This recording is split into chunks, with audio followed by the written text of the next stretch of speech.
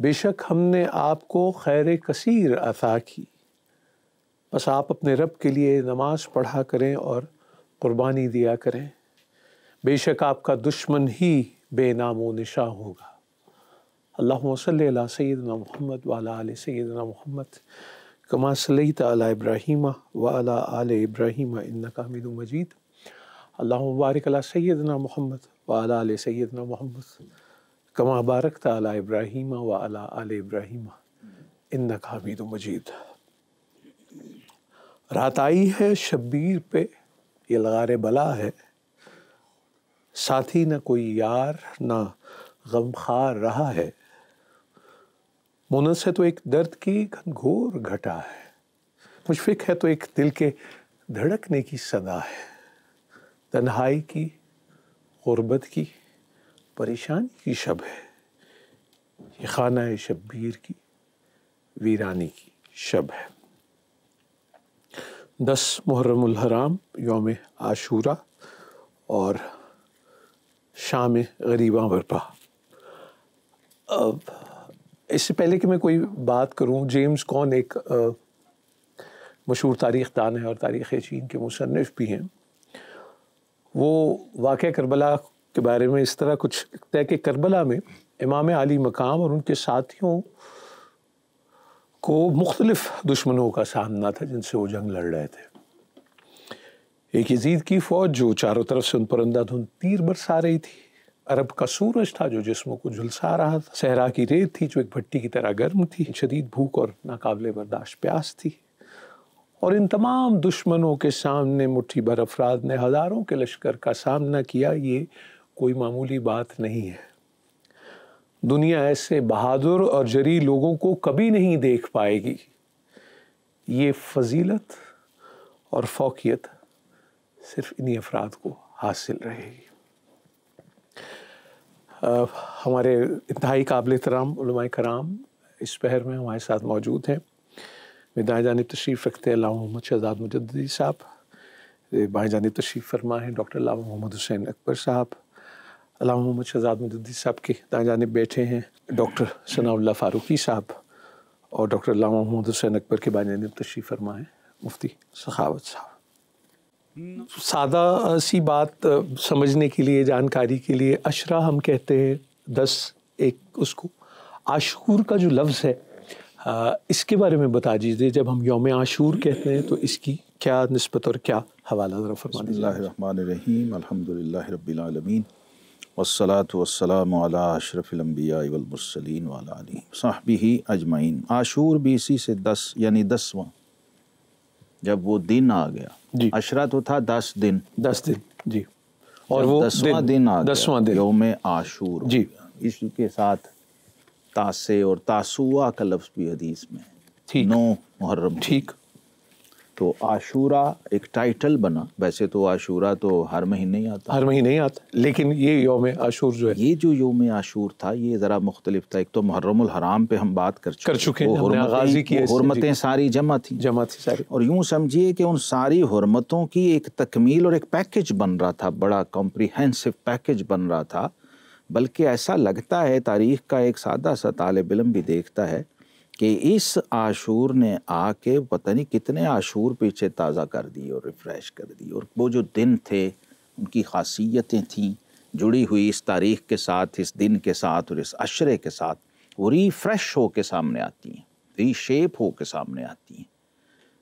اس کے بعد پھر آپ کو کوئی اس طرح کا عاشور نہیں ملتا، اس کے بعد نہیں، اس کے بعد کوئی ایسا عاشورہ اور ایسا دن نہیں ملتا کربلا کے میدان کے اندر جو امام علی مقام، یہ جو جسے اب ہم یوم عاشور 10 محرم تاریخ رقم حرام کا تاریخ، یعنی باقی ساری تاریخیں تو سیاہی اور قلم سے لکھی گئی تھیں، اللہ یہ خون حسین کے ساتھ۔ اللہ جزاک اللہ۔ ڈاکٹر صاحب، حضرت نوح کی کشتی کا جودی کے پہاڑ پہ ٹھہرنا، حضرت یونس علیہ السلام کا مچھلی کے پیٹ سے باہر آنا، حضرت عیسیٰ علیہ السلام کی ولادت، حضرت موسیٰ کا نیل کے پار اترنا، یہ سب واقعات 10 محرم الحرام سے، لیکن یہ جس طرح قلم ہوئی، اور آج جب ہم ذکر کرتے ہیں اور ایک گریہ کی کیفیت ہوتی ہے، ایک دکھ کو محسوس کرتے ہیں، واقعے کے بعد جو ظلم و ستم کے پہاڑ ہیں وہ مسلمان کیسے اس کا ارتکاب کر لیتا ہے؟ کیا ہو جاتا ہے اس کے ساتھ؟ یہ کون سی دیوانگی ہے؟ یہ کیا وحشت ہے؟ ذرا یہ تو فرمائیے اس دن۔ اعوذ باللہ من الشیطان الرجیم، بسم اللہ الرحمن الرحیم۔ زمین کربلا تقریباً کثیر تعداد انبیاء کا گزر ہوا، لیکن جو بھی یہاں سے گزرا اسے کسی نہ کسی مصیبت اور تکلیف کا سامنا کرنا پڑا۔ ہر نبی نے اللہ سے سوال کیا کہ اے پروردگار، یہاں میرے ساتھ یہ واقعہ کیوں ہوا؟ کسی کو پاؤں پہ چوٹ لگی، سفینہ نوح کی بات کی ہے کہ وہاں وہ آ کر لہروں میں ڈوبنے لگی۔ حضرت موسیٰ علیہ السلام نے سوال کر لیا خدا سے کہ لما فضلت امت محمد علی سائر الامم، اللہ امت مصطفیٰ کو باقی امت پر فضیلت کیوں عطا فرمائی؟ جواب ملا چند کاموں کی وجہ سے، نماز، روزہ اور ذکر کرنے کے بعد فرمایا عاشورہ۔ پوچھا وہ عاشورہ کیا ہے؟ فرمایا اس دن رسول اللہ کی بیٹی کے بیٹے حسین کو 3 دن کا بھوکا پیاسا شہید کر دیا جائے گا، اور پھر فرمایا کہ جو حسین کی یاد میں 1 درہم خرچ کرے گا میں دنیا میں اسے 100 عطا کروں گا۔ تو عاشورہ کی تاریخ بہت پرانی، بہت لمبی، اس کے مختلف نام ہیں۔ امام حسین علیہ السلام جب یہاں پہنچے اس زمین کو خرید کیا 60,000 دینار میں۔ اصل زمین کربلا 25 مربع میل، اس میں 4 مربع میل جو وہ خاک شفا کا علاقہ ہے، میں نے بتایا۔ اور پھر اس کے بڑے معجزات ہیں۔ امام حسین علیہ السلام اور کربلا والوں نے جب یہاں پڑاؤ ڈالا تو اس زمین کو سب سے پہلے تو اس لیے خریدا کہ ہم غیر کی زمین میں قتل ہونا بھی گوارا نہیں کرتے۔ پھر اس زمین کو خریدنے کے بعد وقف عام کر دیا امام علی مقام نے اس زمین کو، تاکہ جو بھی زائر آئے وہ یہاں پر پوری نماز پڑھے، اپنا وطن محسوس کرے۔ جس طرح مسجد حرام، مسجد نبوی میں اختیار ہے قصر و اتمام کا، اس طرح امام حسین علیہ السلام کے حرم میں بھی اس کا اختیار ہے کہ مسافر پوری نماز پڑھے یا قصر پڑھے۔ روز عاشور اور یہ ساری چیزیں ہمیں دعوت فکر دیتی ہیں۔ عاشور امام جعفر صادق علیہ السلام کا فرمانا ہے کل یوم عاشورہ و کل ارض کربلا، ہر زمین کربلا ہے، ہر دن روز عاشور ہے۔ آج ہم دیکھ رہے ہیں کربلا فلسطین کو، کہ وہی مظالم ہم دیکھ رہے ہیں، ہر دن وہاں عاشور ہے۔ یعنی جس دن کسی بھی زمین پہ حق و باطل کا مارکا لڑا جائے گا وہ زمین کربلا کہلائے گی، اور وہ دن یوم عاشور ہے۔ لیکن یہ دن مخصوص ہو گیا کربلا کے لیے، امام حسین علیہ السلام کے لیے۔ تو اصل بات وہی تاسوعہ اور عاشور کی بات ہو رہی ہے۔ پہلے بھی ہم عرض کر چکے ہیں کہ تاسوعہ کے دن جنگ کا اعلان ہو چکا تھا، لیکن امام حسین علیہ السلام نے مہلت مانگی، یا بعض خطبہ کہتے کہ نہیں، یزیدیوں کو مہلت دی کہ سوچو، غور و فکر کرو، جیسے امام حجت کی جب آپ نے لیکن بات وہی آ جاتی ہے خاتم اللہ علی قلوبہم، ان کے دلوں پہ مہریں لگ چکی تھی۔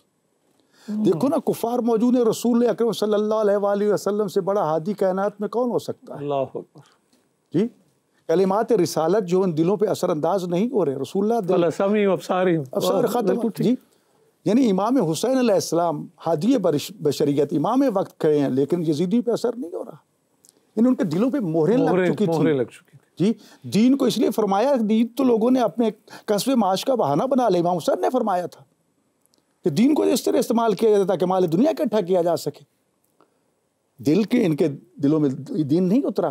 اور یہی وجہ ہے کہ یزیدی نمازیں بھی پڑھتے تھے، روزے بھی پڑھتے تھے، لیکن اسلام نے معیار نماز اور روزے کو قرار نہیں دیا۔ یہاں ایک بات میں کہنا چاہتا ہوں، عام پیاسا تو پیاسا ہے ہی صحیح۔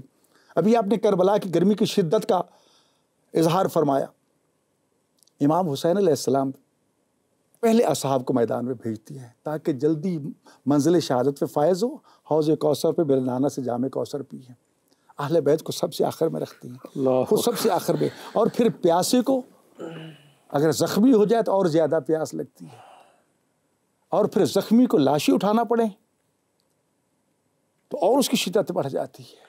خود امام حسین علیہ السلام کے باقی مصائب کے علاوہ اگر اسی مصیبت کو دیکھا جائے کہ ہر شہید کی لاش پہ پہنچے ہیں، گھوڑے پہ سوار ہو کر یا پیدل، پھر لاشیں اٹھا کے گنج شہداء میں لاتے رہے ہیں، اس حسین کا کیا عالم ہوگا۔